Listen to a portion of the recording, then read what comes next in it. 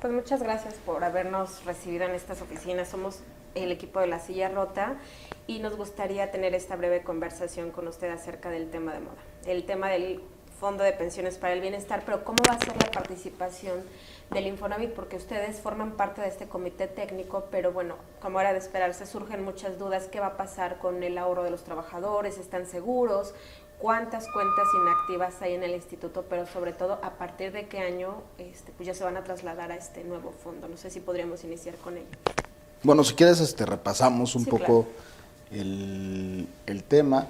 Como sabes, el Fondo de Pensiones para el Bienestar se crea o nace a partir de esta reforma que se reforman distintas leyes, la ley del Seguro Social, la ley del Infonavit, la ley del Sistema de Ahorro para el Retiro, entre otras leyes, y se establece este Fondo de Pensiones para el Bienestar con, entre otros recursos, las cuentas inactivas del Sistema de Ahorro para el Retiro, que incluyen las de cesantía y vejez y las de vivienda, ¿no? Entonces así se conforma una parte del fondo y la otra parte del fondo está hecha por distintos recursos fiscales, desde la financiera rural, ganancias de empresas estatales, etcétera, ¿no? Es un cúmulo de recursos y con esto se forma este Fondo de Pensiones para el Bienestar. Este fondo de pensiones no está sujeto al presupuesto público, no puede financiar déficit público y únicamente puede hacer dos cosas este Fondo de Pensiones para el Bienestar. Uno, pagar reclamos de personas que se presenten a reclamar sus recursos o complementar pensiones de nuevos jubilados, de personas que iniciaron a cotizar a partir de 1997 para el caso del apartado A o de 2007 para el caso del apartado B, y que alcancen los requisitos de pensión, es decir, por ejemplo, para el apartado A, 65 años y las semanas correspondientes dependiendo del año. Recordaremos que en 2020 se hizo una reforma que bajó las semanas de cotización a 750 y llegaremos a 1000 semanas a partir del año 2031, ¿no? Entonces, esto es el Fondo de Pensiones para el Bienestar. Y una de las fuentes de los recursos, como ya lo decía, son las cuentas inactivas de personas que hayan cumplido más de 70 años. Esto ya estaba en la ley, desde 2020 se estableció en la ley que las cuentas decía, la redacción era ligeramente distinta, pero la redacción decía que aquellas cuentas que 10 años, que fueran 10 años después de que adquirieran el derecho de ser reclamadas, eso decía la ley. Ahora, esto tenía distintas interpretaciones, pero lo que era claro, leyendo armónicamente las leyes, es que tú tienes derecho a reclamar una pensión a partir de los 60 años, porque a partir de los 60 tú puedes reclamar una pensión por cesantía y a partir de los 65 por vejez. Entonces, 10 años a partir del derecho a ser reclamadas es a los 70 años. ¿Y qué decía la ley en 2020? Que fue la reforma donde se hace imprescriptible el derecho a reclamo. Que a partir de esos años, o sea, a partir de que el trabajador cumpliera 70 años o 10 años del derecho a ser reclamadas, estas cuentas pasarían a una administración diferenciada. Del lado del sistema de ahorro para el retiro y la cuenta de cesantía y vejez pasarían a administración del IMSS, y en el caso del Infonavit pasaría a una reserva del propio instituto que tendría un manejo diferenciado. Entonces ya había un manejo diferenciado. ¿Qué hace esta reforma? Que ese manejo diferenciado que llevaban los institutos se hace un nuevo vehículo que es el Fondo de Pensiones para el Bienestar. ¿Qué se preserva o qué es parte esencial de la reforma? Que el derecho de los trabajadores de reclamo de sus recursos es imprescriptible, como se hizo por primera vez en 2020. Hay que recordar que antes de 2020 los institutos, el IMSS o el Infonavit, podían reclamar esos recursos y se perdía el derecho al trabajador. Ahí sí era verdaderamente, pues se extinguía el derecho al trabajo y ya no lo podía reclamar. A partir de 2020, esta administración hizo por primera vez imprescriptible el derecho. ¿Qué significa eso? Que no se extingue, que el trabajador o sus beneficiarios en cualquier momento pueden cobrar estos recursos. En este contexto, ¿cuántas cuentas inactivas tiene el instituto? Más o menos, ¿de qué monto estamos hablando? Porque, por ejemplo, en el caso de las Afores dicen, son montos que pueden ser pequeños, que la gente nunca supo, que la gente murió, que la gente pasó a la informalidad y son montos pequeños, que aún así pues, es dinero de los trabajadores. En el caso del instituto, de las cuentas, ¿cómo está este asunto? Son alrededor de 2.2 millones de cuentas inactivas y suma un total de cerca de 4.500 millones de pesos. Son igual montos sumamente pequeños, como el caso de las Afores, que es en promedio 6,000 pesos. Aquí es un poquito menos. Entonces, efectivamente, siempre han sido recursos de los trabajadores, eso nadie lo ha cambiado, y es más, a partir de 2020 se quedó claro en la ley que era inextinguible el derecho de cobro, igual que ahora. Ustedes inmediatamente tienen que hacer este traspaso para este nuevo fondo. ¿Cómo va a funcionar? Pero sobre todo, ¿cómo es que, pues mucho se ha dicho que no está claro cómo van a poder hacer el reclamo esos trabajadores o los beneficiarios? Porque pudieran pensarse que muchos trabajadores ya fallecieron, pero tienen beneficiarios. Fíjate que eso de que no está claro es una mentira. Y yo creo que muchas personas han jugado con tratar de desinformar a los trabajadores, y muchos de ellos son coyotes. O sea, de hecho, salió un abogado, ¿no? Apenas que una presenta los amparos, pues un coyotazo. Es más, los medios no deberían de dar, ni deberíamos estar hablando de eso, porque promueves desinformación a las personas, y el señor, o cualquiera que intenta hacer un amparo, es un coyote. Literalmente está estafando a los trabajadores. Entonces, ¿y por qué lo digo? Porque hoy el Infonavit, hoy, con las reglas como están desde 2020, el año pasado, devolvimos reclamos de subcuentas de vivienda a 200,000 personas, 17,000 millones de pesos. Hay mecanismos claros porque lo hacemos. Hoy todos los institutos tenemos una ventanilla donde las personas, cuando quieren reclamar sus recursos, ellos, sus beneficiarios, lo cobran. En el caso del Infonavit, se puede hacer a través de mi cuenta Infonavit, de un canal digital, con una cuenta clave y su fiel del SAT, si tienen fiel del SAT. Si no tienen fiel del SAT, pueden hacer el trámite en cualquiera de nuestras 107 oficinas en el país. Si son los beneficiarios, ahí sí, quizás es más complicado, pero eso es algo que también creo que esta reforma da la oportunidad de informar a las personas. Si no saben quién es su beneficiario, por favor, acudan a su Afore o en la aplicación Afore móvil y señalen beneficiarios. ¿Qué pasa con la mayoría de las cuentas que no cuentan con beneficiarios? Los beneficiarios o las familias tienen que iniciar un juicio administrativo, por ejemplo, ante la Procuraduría Federal de la Defensa del Trabajo, donde se señale quién es el beneficiario de la cuenta. Pero una vez que está el dictamen de beneficiario, tanto las Afores como el Infonavit pagan a los trabajadores como se hace con cualquier trabajador. Es más, este tema de los reclamos no es un tema nuevo para los institutos, entonces ya existen mecanismos. Yo lo que diría es que muchas de las gentes que dicen que no está claro son personas que creo que jamás se han parado en una oficina gubernamental. La mayoría de los mexicanos que vienen y utilizan los servicios del Infonavit, que conocen la realidad del país, pues saben que hay mecanismos claros de devolución, como sucede cada año con miles y miles de personas, y que ahora, desde el lado del usuario, yo lo que diría es que tengan la tranquilidad de que nada va a cambiar. Van a seguir viniendo al Infonavit como lo hacen hasta ahora. Aunque pasen esos recursos al fondo, van a venir al Infonavit. Al instituto. Sí. Fíjese que eso es una parte importante, como dice, porque de pronto es, bueno, los recursos los tiene el Infonavit, pero pasan al fondo, ¿en qué momento los van a recuperar? ¿O a quién se los van a pedir? A los institutos. Las propias reformas, las propias reformas señalan que los institutos tenemos que establecer esta ventanilla única, y esta ventanilla única no es más que la garantía de que siga funcionando como hasta ahora. Más el trabajador, cualquiera si viene hoy, mañana, en 10 años, en 20, va a venir a la ventanilla del instituto a hacer el reclamo de sus recursos como lo hace el día de hoy. Y para que nos quede un poco más claro, alguien tiene 5 pesos en el instituto lo va a pasar a este fondo de pensiones. Cuando el trabajador quiera sus recursos, ¿ustedes lo van a recuperar del fondo o cómo va a ser esa triangulación? No es ninguna triangulación, es que el fondo es como una cuenta, haga de cuenta que abrimos una cuenta en el banco, en un banco español, en un banco extranjero, en un banco mexicano. Tenemos una cuenta de banco y se da el dinero. O sea, no hay, para el tema del usuario no hay ningún trámite, porque los recursos están individualizados a su nombre. El instituto es el administrador de esos recursos, tiene anotado el saldo de los intereses que genera el fondo. El fondo es una cuenta, por así decirlo, no hay una estructura, no hay una burocracia, es una cuenta. Y esa cuenta tiene 2 mandatos, como decía, complementar pensiones para llegar al 100% o pagar reclamos. Y los institutos establecen las ventanillas para que cuando llegue un usuario, en el momento que sea, en el momento que deseen cobrar sus recursos, ellos o sus beneficiarios, llegan al Infonavit. Oye, mi papá tenía 10 pesos. Bueno, perfecto. ¿Eres beneficiario? Sí. Aquí estoy señalado como beneficiario en la Afore, toma tus recursos.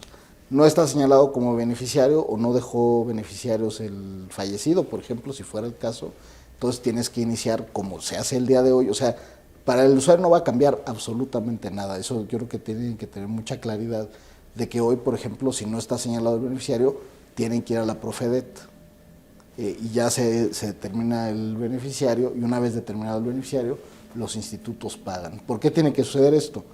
Porque los institutos tienen que estar seguros de que están pagando a quien efectivamente tienen que pagarle, porque si no, en algún momento se podría aparecer otro familiar reclamando el derecho de cobro, por ejemplo. Entonces, por eso se tiene que establecer de manera muy clara en materia laboral. Esto es un asunto laboral, no es un asunto civil. O sea, no basta con que, por ejemplo, te dejen en un testamento que tú eres el beneficiario de todas las cuentas. Aun cuando suceda en el caso de lo civil, en el caso de lo laboral se tiene que señalar por la autoridad laboral, que en este caso sería la Procuraduría de la Defensa del Trabajo o un tribunal unitario en materia laboral. Se señalan los beneficiarios y los institutos pagan como hoy en día. Hoy todos los días pagamos cuentas de beneficiarios, de reclamos que vienen de Profedet, de los tribunales, de las juntas federales que ya cerraron, pero que todavía se siguen desahogando expedientes, etcétera. ¿Cuál va a ser la participación específica del Infonavit en este comité que recién se convocaron para que se formalizara su creación? Como se señala en el decreto de creación presidencial, quienes participamos en ese comité están los institutos, está el ISSSTE, está el Seguro Social, está el Infonavit, está la Secretaría de Hacienda, está el Banco de México, y la Secretaría del Trabajo y la Secretaría de Gobernación, y lo que nos toca determinar como tareas principales del fondo es precisamente hacer un marco de gestión y de inversiones de ese fondo, porque ese fondo, como ya les señalaba, no puede ser utilizado para el presupuesto, ni puede estar sujeto a ningún otro tipo de gasto que no sea el gasto pensionario. Entonces se tiene que hacer un régimen de inversión, ¿no? ¿En qué se debe de invertir esos recursos? Se tiene que hacer un régimen de inversión que permita tener recursos y liquidez suficiente para pagar los complementos de pensión para los nuevos pensionados y los reclamos de pensión de las que se presentan en los institutos. ¿En el tiempo será funcional? El presidente dijo que arrancan con presupuesto para los primeros 3 años. Los cálculos que se tienen, al menos pensando en que son cerca de 30,000 millones de las AFORES tendrán que determinar finalmente ese recurso, 4,500 del Infonavit, más los que surja de lo que ya les decía, financiera rural, etcétera, el Instituto para devolver al pueblo robado, etcétera. Pero se señalaba, cuando se presentó por primera vez la iniciativa en febrero de este año, o cuando se presentó el esquema del Fondo de Pensiones para el Bienestar, se hablaba de 60,000 millones de pesos, ¿no? Con esos recursos sería suficiente al menos para tener con toda tranquilidad la primera década de operación del fondo. De todos modos, la ley señala que cada 2 años se va a revisar la suficiencia del fondo para determinar las fuentes de su financiamiento.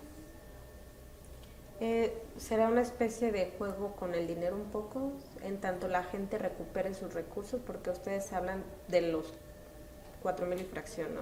Pero si la gente empieza a solicitar o la gente ahorita ha habido alerta entre la población de qué va a pasar con el dinero. Y fíjate que no hemos detectado ningún crecimiento, ninguna alerta. Quizás en los medios de comunicación se ha tratado pues, por algunos voceros de la oposición o demás, o gente que quiere desinformar, pues ha buscado generar esta alerta. En términos de solicitudes, no hemos visto un aumento de solicitudes. De todos modos, lo que sí invitamos a la población es a que conozcan sus ahorros de vivienda y de AFORES. En el caso de vivienda, a través de mi cuenta Infonavit, pueden abrir su cuenta con su número de seguridad social, un correo electrónico, su CURP, y ahí van a tener los datos históricos de saldo en su cuenta de vivienda, las aportaciones históricas que han hecho sus patrones en el tiempo, desde 72, están los datos ahí y pueden ver su saldo.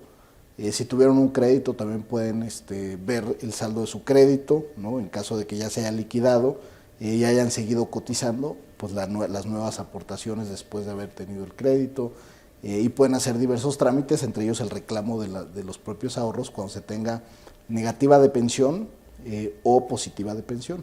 Son 2 trámites diferentes, ¿no? La mayoría de las personas que se están jubilando el día de hoy salen con la ley 73, es decir, la ley previa al 97, y con la ley 73 ellos al obtener una pensión con el Seguro Social pueden venir con ese dictamen de pensión a cobrar su fondo de vivienda y el instituto se los da. En el caso de la ley 97, hay dos procedimientos. Si no obtienes las semanas, pero tienes la edad, por ejemplo, puedes solicitar la negativa de pensión y se te devuelven los recursos del Infonavit y las Afores en una exhibición. Si alcanzas la pensión o si se determinan las semanas y la edad, lo que se hace es que se junta el dinero del Infonavit y del Afore y se determina un monto constitutivo para determinar si puedes acceder a una renta vitalicia a través de una aseguradora, así es como lo establece la ley, o estableces a una pensión garantizada cuando no alcances el umbral que determina la propia ley del Seguro Social. Entonces, esos trámites se mantienen intactos, es como funciona hoy en día.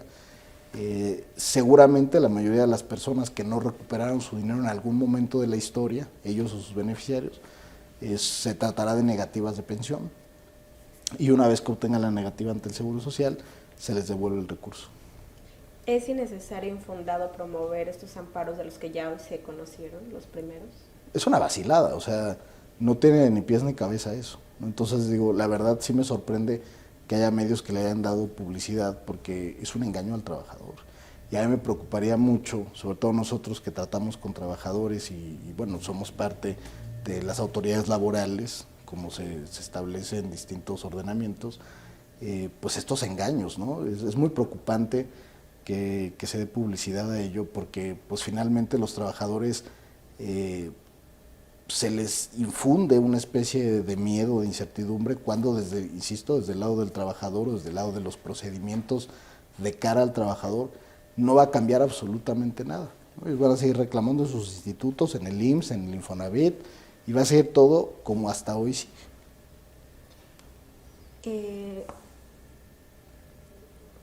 A partir en un evento público que tuvo recientemente, dijo que avisarían o harían como esta notificación a los trabajadores. ¿Van a hacer algún tipo de campaña? ¿Cómo van a notificar? Porque todo esto tiene que ver con un tema de información o desinformación, como usted comenta. ¿Cómo se va a estar respaldando el Infonavit con ello? Fíjate que y lo comentaba porque justo ya lo hacemos, es que es de esas cosas que ahora afortunadamente la reforma nos ha dado la oportunidad de explicar cosas que ya hacemos, pero desde la reforma de 2020 se estableció la obligación de avisarle a los trabajadores un año antes de que sus recursos pasaran a las reservas. Como ya te decía, desde 2020 se pone por primera vez en la ley que es imprescriptible el derecho de cobro del trabajador. Eso es un derecho importantísimo, o sea, es de verdad, creo que no se valoró en su momento, en 2020, pero es verdaderamente pues una reforma muy garantista, ¿no? Haber puesto por primera vez que es imprescriptible el derecho de cobro del trabajador. Pero cuando se hace esa reforma de 2020, obliga a los institutos de avisar un año antes de que los recursos pasen a las reservas a los trabajadores. Entonces nosotros ya hemos hecho avisos cada año, entonces para nosotros tampoco cambia nada, vamos a seguir avisando a los trabajadores que sus recursos van a pasar. Ahora en lugar de que les digamos, oye, va a pasar una reserva del Infonavit, vamos a decir, va a pasar al fondo de pensiones, porque, insisto, desde el lado del usuario poco cambia, vamos a seguir mandando estos avisos. Por ejemplo, el año pasado mandamos 129,000 avisos a personas que cumplían o que iban a cumplir en ese año, el año pasado, 69 años y que este año van a cumplir 70 años. Y de los 129,000 avisos que tuvimos con éxito, o sea, son datos de contacto exitosos, 3,000 personas vinieron y dijeron, oye, antes de que se vaya a la reserva del Infonavit, yo quiero cobrar. Fueron 3,000 personas de 129,000. Muy poco. Está faltando más difusión, ¿no? Son campañas directas, o sea, que llega al dato de contacto del correo electrónico o el teléfono o el SMS registrado ante la base de datos del Sistema de Ahorro para el Retiro. Entonces creo que también esta reforma nos da la oportunidad de invitar a los trabajadores a que actualicen sus datos biométricos. Recordar que a partir de precisamente la reforma de 2020 en el Sistema de Ahorro para el Retiro se impulsó una campaña de biometrización. Entonces invitamos a todos los trabajadores a que uno, elijan su Afore. Muchos de los trabajadores se van a la cuenta concentradora de las Afores y no eligen una Afore. Lo mejor es que elijan una Afore, la que más les convenga, que actualicen sus datos. Aquí en el Infonavit lo pueden hacer a través de mi cuenta.infonavit.org.mx o en el caso del Sistema de Ahorro para el Retiro, en Afore Móvil, que actualicen sus datos, que actualicen sus beneficiarios, O sea, creo que esta nos da la oportunidad de hablar. Pero ya desde el 2020, que se crea este derecho de imprescriptibilidad y de avisos, nosotros hemos ido avisando cada año a los trabajadores. Y en un escenario dramático, que alguien venga pasado un tiempo y evidentemente este fondo con esos recursos pues, se va a utilizar, ¿no? Para lo que decían, para dar, complementar las pensiones, que es como el objetivo. ¿Qué pasa si no hay ese dinero? Eso no va a pasar. La gente lo reclama. O sea, los recursos de los trabajadores de reclamos están 100% asegurados. O sea, eso no hay ningún tipo de... O sea, es un escenario imposible, por así decirlo. Ok. Licenciado, esta semana entró también en vigor, vamos a dar un brinco rapidísimo, entró en vigor la eliminación de ciertos cobros en comisiones, sí, para hacer la asequibilidad pues, a los créditos de vivienda. ¿Cómo lo ven esto? ¿Es algo afortunado para los trabajadores? ¿Qué viene hacia la recta final de este año, a pesar de que estamos en mayo?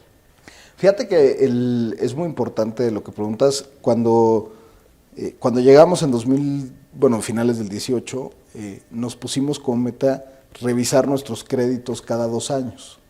Entonces, primero en 2019 hicimos algunos ajustes a nuestros créditos porque aumentamos los montos máximos de crédito. Luego en 2021 sacamos el nuevo esquema de crédito en pesos del Infonavit, que es mucho más asequible porque bajamos las tasas de interés y cambiamos el mecanismo de pago de los créditos. Antes de 2021, el 5% que aporta el patrón cada bimestre o cada mes se iba a pagar la mensualidad. Ahora, a partir de 2021, se va a prepagar el capital, el saldo insoluto del crédito. Y ahora en 2023 tomamos la decisión de que a partir de este año se eliminarían las cuotas de administración. Entonces se baja el costo anual total del crédito. Esto significa, por ejemplo, para las familias que ganan hasta 9,000 pesos, un ahorro de 40,000 pesos en la vida de todo su crédito, ¿no? Y así, era proporcional, por así decirlo, al saldo del crédito. Entonces, la verdad, pues es algo que está muy bien, porque el crédito Infonavit se convierte con esto, ya no solo en la tasa más baja del sistema financiero, sino el costo anual total más bajo, porque incluso los bancos que ofrecen una tasa del 9% a lo mejor, para los ingresos más altos, cuando ya ves los extras que te cobran y el costo anual total del crédito andan por el 12%. En caso del Infonavit ya no, el costo anual total y la tasa de interés ya es la misma, porque eliminamos los costos de administración, y eso para nosotros es una gran ventaja porque creemos que va a animar a las personas a utilizar Infonavit como la mejor opción. No hay mejor opción, ni una sola, en todo el mercado hipotecario, mejor que el Infonavit para sacar un crédito. Entre sus proyecciones, ¿cuánto prevén que podría aumentar estas solicitudes de crédito? Bueno, nada más, es que nada más es, viendo lo que hemos tenido, este año viene muy fuerte el tema del crédito hipotecario. Nosotros ya en el acumulado del 1 de enero al 30 de abril traemos un crecimiento del 30% en colocación de crédito hipotecario. Creemos que a partir de mayo, que es cuando se bajan las cuotas de administración del crédito, vamos a tener un crecimiento todavía mayor, ¿no? Entonces iremos monitoreando, pero ya traemos un crecimiento del 30% en los primeros 4 meses del año. Hacia lo que queda de este año viene una transición de gobierno. ¿Va a haber algún otro movimiento o con esto se van a mantener ya en esta recta final de la administración? No, pues tenemos que seguir innovando a favor de los trabajadores. Ahorita estamos trabajando para darle respuesta a trabajadores independientes. Recordarán que a partir del 1 de enero de este año se permitió la incorporación independiente al Infonavit. Antes no existía eso. Solo te podías incorporar al Infonavit si eras parte o si tenías un patrón, o si tenías un trabajo subordinado. A partir del 1 de enero de este año, tú como trabajador independiente, a lo mejor eres un periodista independiente, o eres un freelance, o eres, un repartidor de comida, o sea, de plataforma, y dices, oye, yo quiero cotizar al Infonavit. Ahora ya puedes tú aportar de manera voluntaria al Infonavit, abrir tu cuenta en el Infonavit y poder sacar créditos, ¿no? Entonces tenemos que trabajar en eso, porque ya hasta la fecha hay cerca de 20,000 trabajadores independientes que se han inscrito de manera voluntaria al Infonavit, y pues tenemos que diseñar productos de crédito para ellos, ¿no? Entonces es algo que tenemos que hacer a máxima velocidad, porque son trabajadores que definitivamente tienen una expectativa clara de que quieren, o sea, pues por eso se inscriben al Infonavit, ¿no? Porque quieren un crédito para una vivienda. Entonces tenemos que hacer esa adecuación de nuestro portafolio de crédito, que hasta hoy, o hasta antes de esa reforma, pues era únicamente para los trabajadores que cotizaban, ¿no? Ante el Seguro Social. Y ahora, como se abre esta posibilidad, pues tenemos que hacer ese rediseño, y creo que eso sería parte de lo que hacia los meses que quedan de administración, pues trabajaremos fuerte para tener listos las adecuaciones y que las personas que hoy están cotizando de manera voluntaria puedan tener acceso a créditos. ¿Y el proyecto para las 75,000 viviendas sociales también a partir de...? Bueno, desde luego eso depende de la reforma, ¿no? El presidente lanzó el 5 de febrero una reforma constitucional al Infonavit, o al 123 constitucional, donde se establece el Infonavit. Y la reforma tiene que ver en dos vertientes, ¿no? La primera es que el Infonavit puede invertir sus recursos en la construcción de vivienda de forma directa. Y la segunda vertiente es que aquellas viviendas que construya el Infonavit se puedan ser parte de un esquema de renta social, así lo establece la propuesta de reforma. Y esta renta social significa que el trabajador puede utilizar o puede solicitar que se le descuente el 30% de su sueldo, el sueldo que sea. Si ganas 10,000 pesos, te descuentan 3,000 pesos, y con ese descuento puedas acceder a un departamento que haya construido el Infonavit para rentarlo, y que si lo rentas durante 10 años puedas adquirir el derecho de comprarlo, y que todo lo que pagas de renta se te toma en cuenta para la adquisición. Es el esquema que se está planteando. Eso es adicional a lo que hace el Infonavit, porque también hay personas que dicen, no, es que el Infonavit va a cambiar. No, o sea, el Infonavit va a seguir con su esquema de créditos tradicional, el sector privado va a seguir desarrollando casas, eso no va a cambiar. Esto es una cosa adicional para el Infonavit, ¿no? Entonces, en este sentido, pues se quedó en discusión del legislativo esta reforma. Pasó en Comisión de Vivienda, se dio un dictamen positivo y se votó en el último día de sesiones, un dictamen positivo de parte de la Comisión de Vivienda para que avanzara la reforma constitucional. Esperaremos, desde luego, la conformación legislativa que ocurra a partir de septiembre, ¿no? Cuando se instale la nueva legislatura, para seguir impulsando esto. Creo que es una muy buena oportunidad para que el Infonavit tenga mucho más acción dentro de la provisión de oferta de vivienda, ¿no? Hoy lo que vivimos en el país es que las personas tienen acceso al crédito, tienen recursos, porque han subido los salarios, porque hay pleno empleo, no tenemos el desempleo más bajo de la historia del país, etcétera, pero con los recursos que tiene cada trabajador no hay oferta suficiente. Entonces, ¿de qué sirve que hoy cada vez haya más trabajadores que tienen ya preautorizado un crédito en el Infonavit? 10 millones de trabajadores tienen ya preautorizado un crédito en el Infonavit. Pero ¿de qué sirve tenerlos si sales y dices, y no hay nada que comprar? O lo que hay no es lo que puedo comprar. Y para resolver eso se requiere un tema de oferta de vivienda. Y la oferta pues solo se hace construyendo más vivienda, ¿no? Entonces, lo que busca esta reforma es complementar la reforma que hoy hace el sector privado, complementarla sobre todo en viviendas asequibles a favor de los trabajadores y en establecer estos sistemas de renta, ¿no? Entonces yo creo que es una reforma muy buena que conviene a los trabajadores y que, bueno, esperaremos a que suceda el tiempo legislativo que necesite, ¿no? Para que se apruebe. Y para concluir, ¿cuál sería su balance en el sector de la vivienda en México? Porque se ha hablado mucho de la poca accesibilidad, ya estamos al cierre de la administración, ¿cuál sería su balance? Yo creo que hoy el sector de la vivienda vive, yo creo que de sus mejores momentos en mucho tiempo. ¿Por qué? Y esto puede parecer un poco en contrasentido a lo que muchos dicen, pero veníamos de un sector de la vivienda que tuvo, en el sexenio anterior, en 2014, se quebraron las 3 vivienderas más grandes del país, quebró Geo, Omex, Urbi, y dejaron un desastre en el sector de la vivienda. Era un sector que estaba altamente subsidiado, que era ineficiente, que había muchas empresas que vivían de los subsidios, eran empresas zombies, que sin subsidios no hubieran sido viables, porque muchos eran producto de corrupción, de políticos, etcétera. Tenías estas grandes empresas de vivienda que quebraron. Todo eso pasó en 2015. Y a partir de 2015, si tú ves las estadísticas, es un sector que ha venido pues produciendo menos, que se ha reconfigurado, que gracias a que, ¿qué hicimos como política de vivienda al inicio de este sexenio? Lo que se hizo fue reorientar los recursos federales para la vivienda. Entonces, por ejemplo, si antes se daba un subsidio que aprovechaban los constructores de vivienda que vendían con el Infonavit, ahora ese mismo recurso se da a las personas que no tienen seguridad social y que antes no tenían un programa de vivienda. ¿Qué ha sucedido a lo largo de este sexenio? Es la primera vez en 20 años que se reduce el rezago habitacional. Prácticamente 2,5 millones de personas salieron de la pobreza porque mejoraron su calidad de vida y de las viviendas. La primera vez que sucede en 20 años. Es la primera vez que aumenta el parque de vivienda, o sea, se construyeron cerca de 3 millones de viviendas, más que en ninguna otra parte de la historia de México, y no aumentó el déficit habitacional.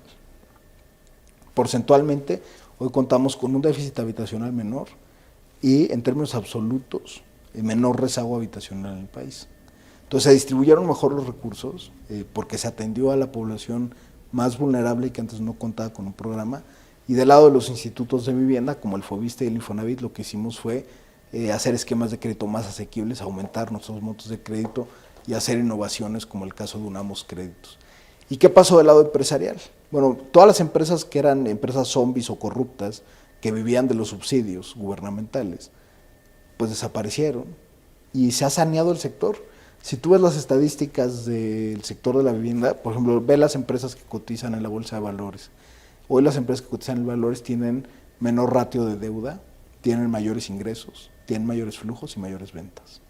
Entonces es un sector mucho más sano, que se ha reconfigurado, que hoy cuenta con constructores de muy buena calidad, que ya no tienes estos monstruos de la vivienda que quebraron y que en muchos casos estafaron a muchos trabajadores. Entonces hoy tienes un sector que está en una posición estratégica, porque ya que se saneó, los procesos de saneamiento industrial o empresarial tardan años, o sea, son procesos que se van configurando con las políticas. Creo que lo que hicimos ahora, que fue reducir el rezago habitacional, aumentar la construcción de viviendas sin que aumentara el déficit habitacional e innovar en los productos de crédito, pone las condiciones para que el sector vivienda en los años por venir solamente tenga una posibilidad de crecimiento. Entonces, pues fue un proceso doloroso, fue un proceso que costó mucho al inicio, pero que hoy está en una posición inmejorable el sector de la vivienda para seguir despegando. Desde luego hay condiciones macroeconómicas que todavía tenemos que observar. Uno es las altas tasas de interés de financiamiento, tanto del Banco Central como de los créditos puente, que son los que toman los constructores para producir vivienda.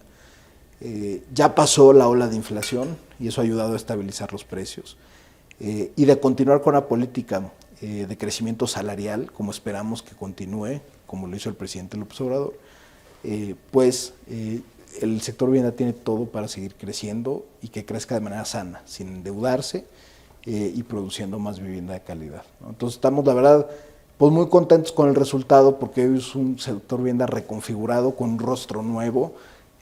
Los constructores que se mantuvieron con toda esta ola que te platico que viene desde 2015, los que se mantienen son constructores muy buenos, ¿no? De buena calidad, que cumplen con estándares rigurosos y demás. Entonces creemos que pues, está mejor hoy el sector vivienda de lo que estaba en 2018.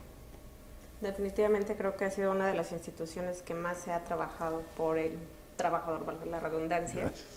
Y pues nada más saber qué pasa ahora con este fondo de pensiones que sigue estando como... La verdad es que yo creo que, hay dudas de analistas o así, pero yo siempre pienso, véanlo del lado del usuario. El trabajador va a seguir haciendo el mismito proceso que hace hoy. El mismito proceso. Si no hay beneficiarios en la Afore, ir a Profedet, sacar la determinación de beneficiarios e ir al Infonavit o al Afore. Si lo saca, el 90% de las personas sacan sus recursos antes de los 70 años. ¿Por qué lo hacen? Porque la mayoría lo sacan a los 60, tiene dos picos, ¿no? Si tú ves la distribución estadística, tiene dos picos. A los 60 hay personas que dicen, yo ya no voy a trabajar, me voy con la pensión mínima garantizada que viene en la ley, ¿no? Que rondará los 5,000 pesos o por ahí. Entonces tú dices, a los 60 te vas. Y ya trabajas en otra cosa y tienes tu pensión. O hay personas que dicen, me espero a los 65, va a aumentar mi monto de pensión y además voy a tener ahora el beneficio del copete. Entonces es un incentivo muy grande a que los trabajadores se mantengan en el mercado laboral. Entonces la mayoría lo saca justamente cuando llega a la edad y las semanas. Los que por alguna razón no lo hacen, puede ser por ejemplo, fallecimientos, o pueden ser personas que cotizaron muy poco tiempo. Tú imagínate un trabajador que cotiza nada más 2 años y luego se independiza, pone una cafetería, pone una venta de zapatos, lo que quieras, que quiera hacer el trabajador, pues el tema es la libertad del trabajo. Y cotizó tan poco tiempo que a lo mejor ni me toca pensión ni nada y pues ya ni siquiera te apropias de tu ahorro. Creo que la invitación de toda esta reforma es que las personas, uno, se apropien de su ahorro, ¿no? Porque es suyo, pero que también sepan que a través de este fondo compensatorio, que está fondeado por distintas fuentes, porque no nada más es esto, que hay una garantía de que si trabajas y cotizas en la formalidad, vas a tener un beneficio adicional que es precisamente el copete, ¿no? Entonces, desde el lado del trabajador creo que no va a cambiar nada, porque si tú te sales a los 65 y tienes las semanas, va a ser tu trámite idéntico en la Afore, nomás que ahora vas a tener tu copete. Si tú tienes negativa de pensión y es antes de los 70 años, va a ser lo mismo. Pero si es después de los 70, también es lo mismo, porque vas a ir al Infonavit o a la Afore y vas a ir a cobrar tus recursos porque son tuyos y tienes derecho a ellos. Entonces, la verdad no veo por qué... La apuesta del fondo es utilizar los recursos que sí pasen y ponerlos a trabajar para los rendimientos. Sí, y por eso tiene que hacer un marco de inversión, es parte del trabajo que va a hacer el comité técnico, y que se pueda pagar estos copetes pensionarios. Que no son para todos los trabajadores. Son para quienes cumplan las semanas y la edad, que son las que establece la ley. Eso no cambió, de hecho. La ley de 2020 se establecieron ahí cuáles eran los requisitos de edad y semanas para alcanzar la pensión. Eso no cambia, pero si la alcanzas, o sea, si cumples los requisitos de la ley, obtienes el copete. Ok, pues Carlos, no sé si hubiera algo más que quisiera comentar para muchísimas el gracias. Muchísimas gracias. Gracias.